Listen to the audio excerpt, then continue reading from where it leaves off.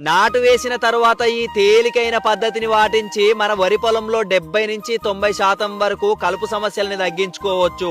ఏటి పరివాహక ప్రాంతాలు, నదీ ప్రాంతాలు, నీరు నిల్వ ఉండే ప్రాంతాలలో దొరికే నాచులా కనబడే ఈ మొక్కని అజొల్లా అని అంటారు. వరి నాటు వేసినాక ఒక 4 రోజుల తర్వాత ఈ అజొల్లాని తీసుకొచ్చి పొలంలో అక్కడక్కడ చల్లడం వలన కొద్ది రోజుల సమయంలో గ్యాప్ లేకుండా పొలం అంతటా మందంగా కవచం లాగా పరుచుకుంటదిగా. ఇలా పరుచుకున్న అజొల్లా కలుపు మొక్కలకు ఎలాంటి అవకాశం ఇవ్వకుండా చేసి రైతన్నలకు కలుపు మందుల ఖర్చులను తగ్గించడానికి మస్తు సహాయపడుతుంది. మళ్ళీ అట్లనే వాతావరణంలోని నత్రజనిని గ్రహించి ప్రకృతి సిద్ధంగా పంటకు కావలసిన నత్రజనిని అందిస్తది. దీని వలన పంట మంచి ఆరోగ్యంగా కనబడుతుందిగా. ఈ అజొల్లాని చాలా చోట్లల్లో రైతన్నలు ప్రత్యేకంగా పెంచి పశువులలో పాల దిగుబడిని పెంచుకోవడానికి, అట్లనే నాటుకోళ్లు ఆరోగ్యంగా ఉండడానికి దానాలు కల్పిస్తుంటారు. మరి ఇన్ని ఉపయోగాలను తెలియజేసే ఈ అజొల్లా యొక్క వీడియోని మన రైతన్నలందరికీ షేర్ చేయండి.